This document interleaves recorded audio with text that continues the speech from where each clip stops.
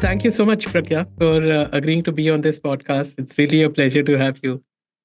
No, thank you for inviting me. And it's a great, great privilege, I would say mine, to be speaking with you today. Thanks, Simit. Absolutely. Absolutely. Thank you. So, you have been in the social development space and in the communication space for over a decade, for I think more than 15 years now. And one of the things that kind of stood out for me is that, you dabbling into different kind of mediums. So, whether it is a theater, whether it is a book, Mm. whether like leveraging social media, for example.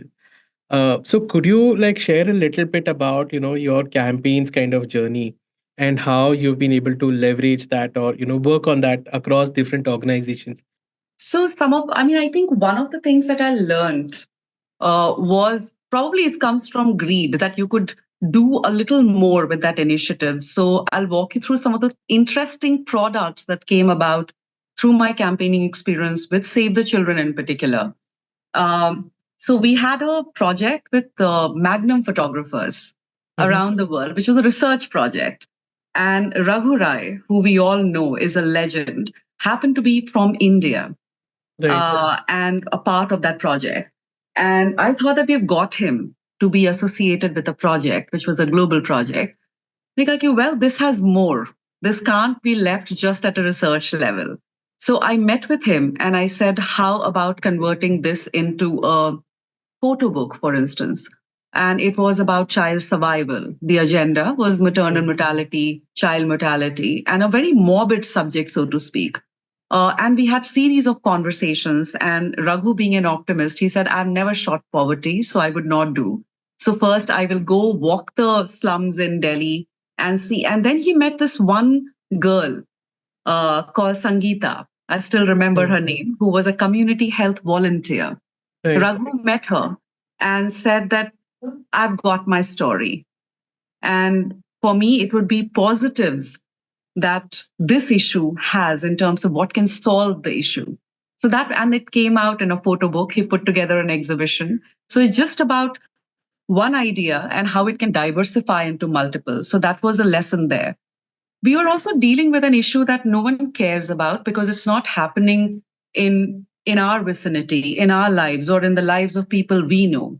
Children dying due to poverty or easily preventable causes, so to speak, which is diarrhea, pneumonia, and birth related complications. We don't hear of these in our circles. So it was a difficult agenda to put forth to get public support.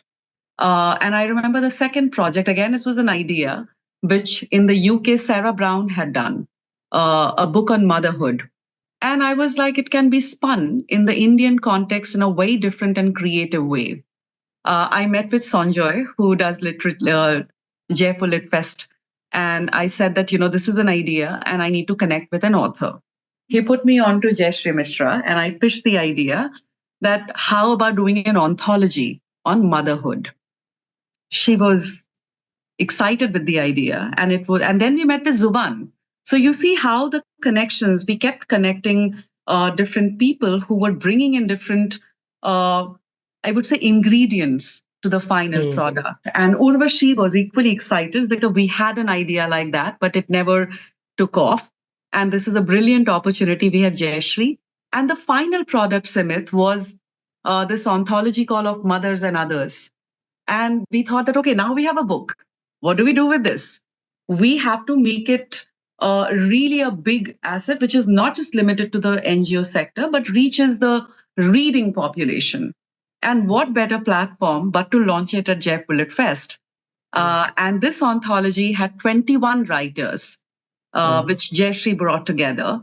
And with fiction, non-fiction, poetry, these were people like Manju Kapoor, Urvashi Butalia herself. All of them contributed to this book. And we launched it at Jaipur Lit Fest. And within hours of the launch, it became the top 13 must-reads for Forbes India. Right. And so that was the anthology that we did together with Save the Children. There was a play that we did. I was like, okay, how do you really invigorate an audience to sit up and think about it, the relatability of the issue? Because all that we were trying to do with these products was how do you build that relatability? An audience should say that I care because this is happening somewhere. And so the play was called I Will Not Cry, and it was a solo play. We again got Lucian Dubé and Arvind Gaur to do this solo where she done 13 characters. And the Oh, idea was to again jolt your audience into believing that there is a solution, but also in believing that there is an issue that needs our attention. We did campaigns. Another element, these were products, but I also feel that partnerships, for instance, is extremely critical. And all of these examples, even when we brought out a product which was put out there for the audience to absorb, it was also about connecting the dots and people who came together to make it possible. So I am a firm believer in the power of partnerships to amplify the effect of any issue or any element that you take on. Partnership is extremely critical. I would say it's also very innate to human existence.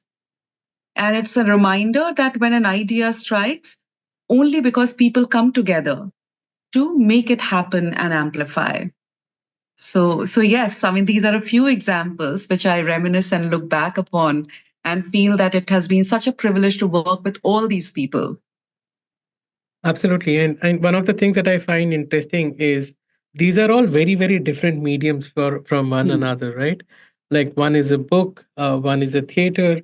So my question to you is like, how do you like when you're working on a campaign, for example, or on a particular issue, like how do you decide like what medium to use for this? Like what is the kind of process that looks like? Could you like shed some light on that? Sure. I would say that the premise of any campaign is about what is the problem you're trying to solve, right? And when you disaggregate as to who do you want to reach as a next sort of question. So probably the medium you would choose would also depend upon who you are targeting. If I were to work with an urban audience, I would have to craft a campaign which resonates with them. For example, if I could also illustrate it, we launched this campaign on girl safety. We had a report which talks about perception of safety for women in public places, launched by Save the Children. Now it's a fact research product, so to speak, right? And it has some really great materials that could speak to an audience. But how many of us would really read a report done by an NGO? Not many. Right. Yeah.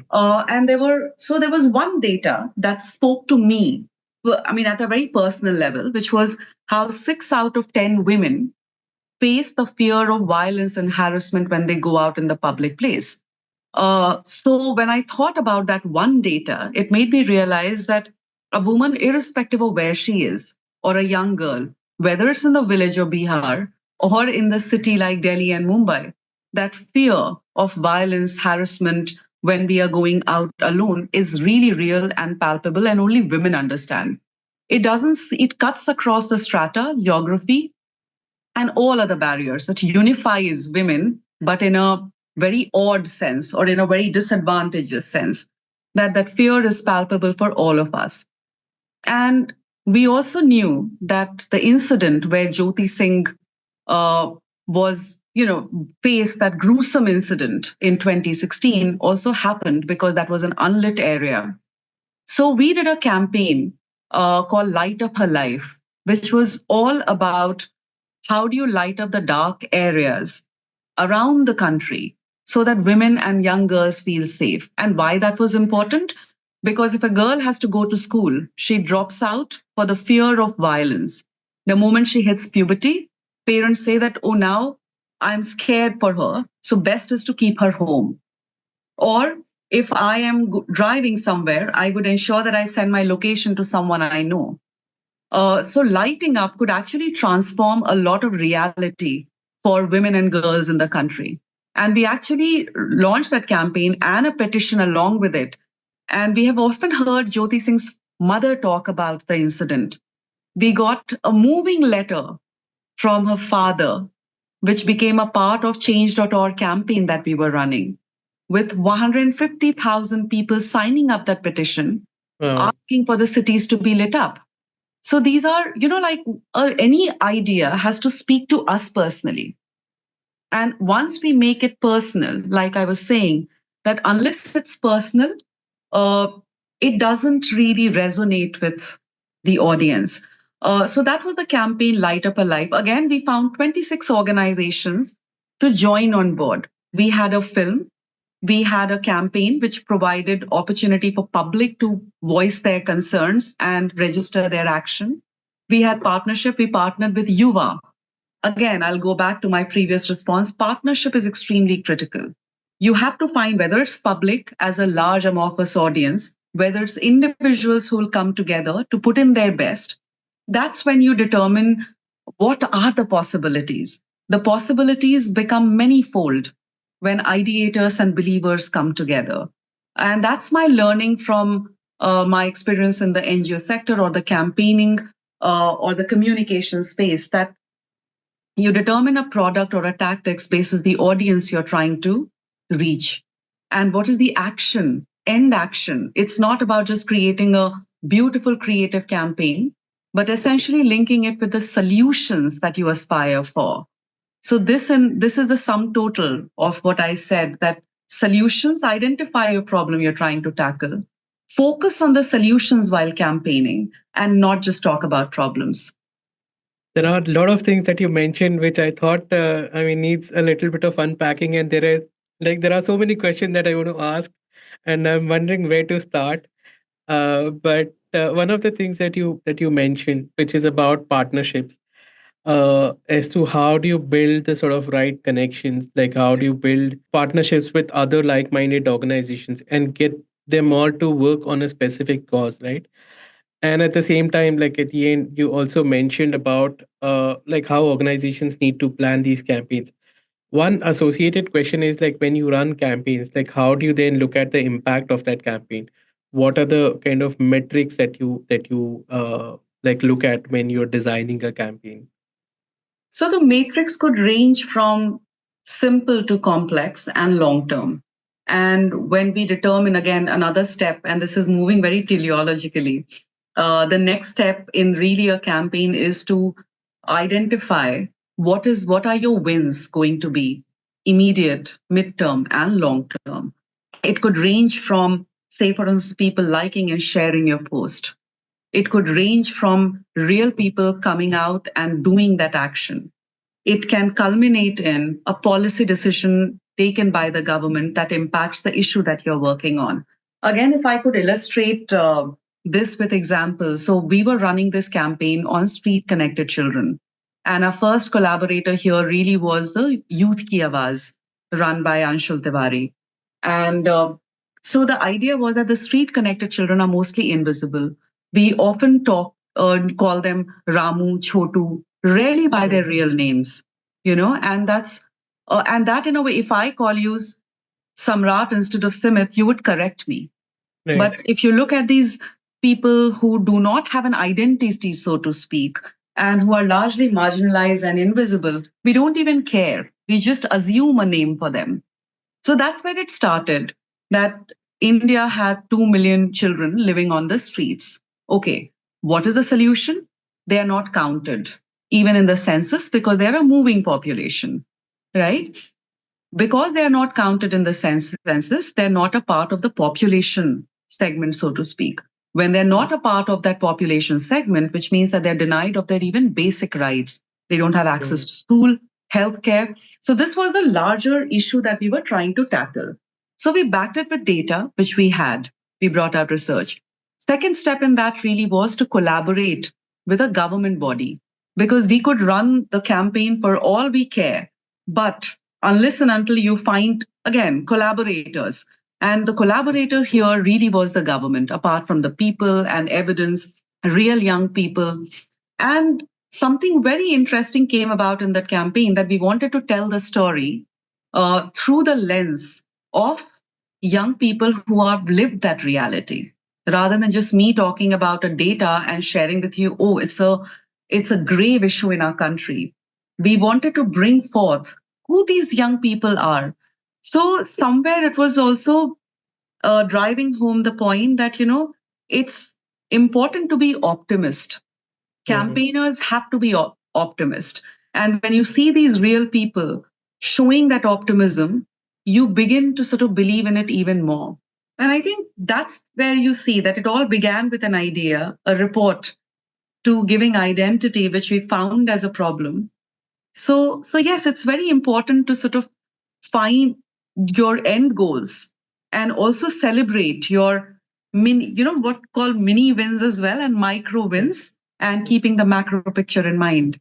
Yeah. Yeah. Wow.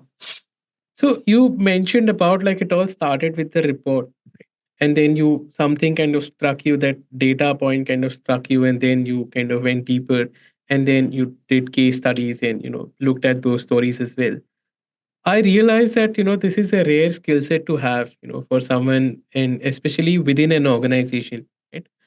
Because typically when you're working on a particular issue, you get so engrossed into that you don't realize that you need a like like someone who can look at it from a neutral point of view, and someone who can look at the larger picture of things, and then be able to put that in context. And I think a lot of organizations, I think, fall into that trap, that they get so engrossed within particular issue that they are not able to see these stories or see these data points, while those data points are there. But a lot of times it's just so packed with information that it becomes almost impossible for for a layperson, for instance, or for general audience, to be able to take that and to understand that this is a very important issue, Mm. because there is just so much information that is packed into a report, right? So how does an organization build onto those skill sets? Like, how do they you know cultivate those skill set within their communications team, or people who are like into storytelling, or who are into the space of communications within an organization? So there are two ways to answer this, really, if we can bucket it. One is recognizing that communication is as important as really running your programs on ground, because you may run a fantastic program on ground, but it's also equally important to tell that story to the world as to what that program is doing. So that's at a very principal level, the recognition that each of the work spectrum in an organization is as important as the other, right? Second is, how do you invest and build a team? Investment in the communication function, which we often feel is in many organizations, it's very ancillary. But I've also seen that shift happen where communications, media, campaigning were recognized, and especially at Save the Children for sure. That campaigning was integral because Save the Children was founded in 1919 by a woman called Eglantine Jebb, and a woman who single handedly was campaigning for children who were affected by war, Hmm. irrespective of which side they belong to. Like she would say that children know no sides, and the cry of a child is the only cry that matters. And from there to becoming an organization which is across 200 countries around the world, it's a movement. So Save the Children, in its genesis, ethos was a movement Hmm. set up by a campaigner. So that also ran in the DNA of the organization, as it were. And so we never forgot that. And somewhere, even through the years, it was carried into everything we did, irrespective of the changing landscape of campaigning.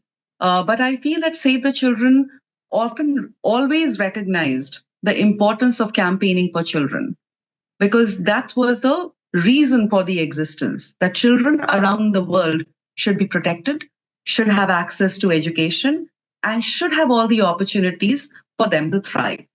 Right. So I think it also was a part of, like, we had a team, which was a campaigns team, was different, social media team we also had media relations and media and communications team. So, at a principal level, it was a given, but also investment that we make, not just in human resources, but also a part of your project should be allocated, project funding should be allocated to delivering communication campaigns for organizations to tell the story, not just of what you're doing, but also of the people that you're trying to benefit, or people you're trying to uplift, or the rights of people you're standing up for or fighting for. So I think these are the very two essential elements at a principal level, and then effectively translating that into investing in communications, and that should reflect across its different verticals, so to speak. So, very tactical answer to your response, that it's important to recognize that communication and campaigning is integral to the good work that people are doing. Third element, if I may add as an afterthought, is, somewhere there has to be a shift from social work to social impact. Hmm. And that shift is already happening, that when you look at something as an impact, you would also want to communicate and share that impact. So I think that shift can be rightly captured if if you deliver your program well, you communicate your program well in a professional manner, whatever medium you choose. But that's very, very critical. Absolutely. And I also see that, the ability of organizations to raise resources and to raise funding is also directly correlated with their ability to tell their story impactfully, right? Like I see that organizations who are really good at communications are also the ones who are able to leverage that and Yeah. build fundraising, because they are all interconnected, right? But I think large segment of organizations are still to kind of get there, because I think if I think from an organization's point of view, it's almost like a chicken and egg kind of a situation, right? Yeah. That most organizations complain that they don't have the resources to invest into communication. So whatever resources are there goes into the programs, and whatever little is left gets kind of diverted or gets allocated to the communications function. And also, one of the challenges that organizations face is also that donors want to support more of the programmatic activities Yes. rather than the communication kind of activities. So, in your experience, how have you been able to, and as an organization, how did that kind of happen, where like so much focus went on communications, and organizations looked at that and thought that this is not just a support function, but it is also one of the core Mm. things that we do, right? So here I would share a few examples flowing from my previous response by recognizing communication and campaigning as an integral function. So first example I would begin with is from ActionAid, where we were talking about droughts in Bundelkhand. So we got a seasoned journalist to travel to the area, come out with like an assessment report of sorts, which was very, then you launch it to the media. So one is that visibilizing a story would also require a consistent effort. And that report that we brought out and we released in Lucknow Press Club got the attention of NHRC, National Commission for Human Rights, National Human Rights Commission. And NHRC took cognizance of that and sent their own fact finding team to Bundelkhand. So while you have a lot of sophisticated ways of communicating, but there are Hmm. also traditional ways of communication that still work. From Save the Children, I would share two extreme realities. When we had grants or funding available from global sources to run purely advocacy and campaigning initiatives, which was by Gates Foundation. And it was on child survival agenda. So many of the examples that I shared, we were able to do, whether it was Leadership Summit with the Chief Minister in Uttar Pradesh at that point in time in 2014, which is exactly, and then collaborating with different partners, we were able to do that purely because we had a large funds available. And the underlying point is not just the large funds, but a project or a grant which was meant for advocacy and campaigning and communications. So there was a so fund also flows where the impact is. Right. Right. So whether you do an ad campaign with it, whether you do a public facing campaign with it, so it requires a full spectrum. It cannot be seen only as an adjunct to the larger agenda. So we were fortunate that we had a grant which focused on helping us magnify and amplify the agenda of child mortality, or rather child survival in the public domain, using different tactics, whether it was communications, films, or doing leadership summits of large scale to activate, and the whole agenda was activating the political will.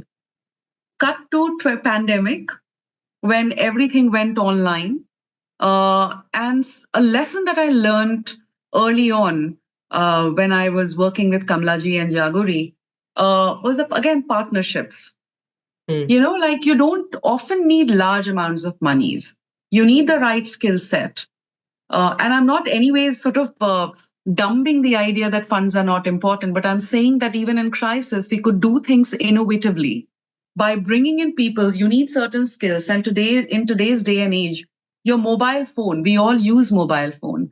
Your journalism has moved to Mojo, so why not NGO also espousing a certain tools and techniques where you can empower your, whether it's your field staff, to take good pictures, to take, of course there are briefs that you could create, but at the same time, how do we leverage what's available now and with us in that transition to digital India to be able to tell that story that needs to be told in a professional manner. So it's very important to recognize that who you collaborate with, who you can bring on board, how can you leverage technology in much more effective fashion, and move away from the traditional. While you use traditional, which is your media, you use your tools and gadgets like your mobile phone, and train your people who are reaching the last mile and who are closest to the subject. Because I think pandemic also broke the barrier between organizations and people. So we were consuming a lot of raw footage emerging from wherever people were taking it on their phone. So in a way, that also somewhere struck a chord that, you know, while it's good to have sophisticated products, but it's also important for us to see what's real. absolutely. And I think what COVID has also taught us to look at things in a very, very different perspective, right? Like Yeah, today, so many people in my team like work remotely. Uh, and it's something that probably I don't think I would have, maybe imagined that, that is imagine. Yes. possible. That maybe for a shorter period of time, sure. But one of my earlier colleagues, she worked almost for 2 years from Seoul in Korea.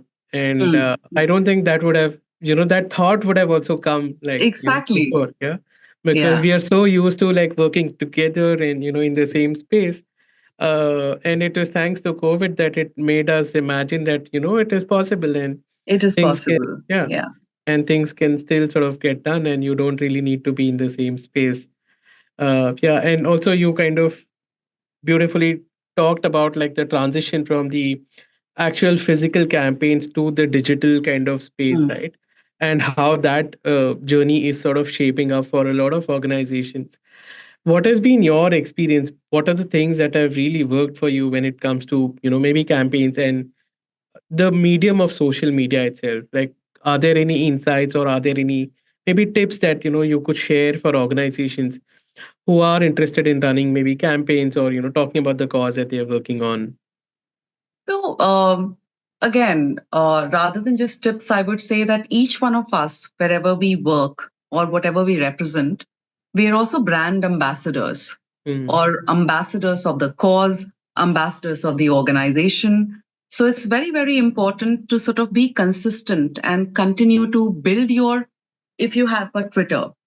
For me, for instance, for me, I set out on Twitter in the year 2009 to just communicate what we were doing in our campaign. It all started hands on. Little did I know that it would become a very, very important medium in the time to come. Suddenly, you had a blue tick, and you were able to use that to tell the story of your campaign to the world. It became a very, very innovative platform in that way. You could tell that in the real time. You had a lot of these tools like thunderclaps where you could, now no one uses it, but thunderclap was a tool where you could release the different supports that you've got on one particular day to create impact, Twitter trending and things like that. And so in the early 2009 and 10, to 2013 when someone just forwarded me a report where I was named amongst 50 women to follow on Twitter. I was like, must be a joke. One wasn't aspiring for that, right? Then cut to 2022 February when Safety, an organization that works for women's safety, women empowerment, along with formerly what was called Twitter. They identified 17 ambassadors of SDGs, and these were women ambassadors, and I Right. happened to be amongst those 17. And I wouldn't say that it's about me, but just being consistent on that platform, telling the story. So I think be the brand ambassador for the cause that you're espousing. It's very important. And second is be consistent with whatever you put out there. It's not like suddenly today I put out something on Twitter, but tomorrow I will not. And Right. thankfully, my work was such that every day there was a story happening and you could tell that story and talk about that on your platform. Second tip really is to engage someone, again, in the spirit of collaboration. Identify as an ambassador. And here I'm saying not just any other celebrity, but choose your ambassadors or a public figure who can help amplify your issue. So, for instance, if I talk, probably 100 people sitting in the room would talk. But if a Dia Mirza talks, I'll come to why I'm talking about Dia also in a bit. But if she talks to people about street connected children, probably many more would listen to her. Plus, it will find space in different mediums from social to your traditional media, online, print, on air. So that's the second tip, that find your partner who can be your amplifier, allies, I would call them.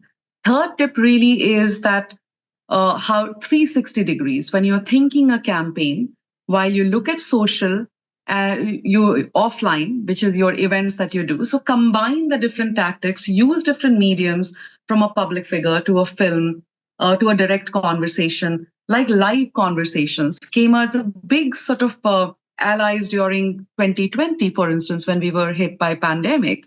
There were so many conversations happening, whether it was Instagram live, where so that brings people together. So I think it's very important.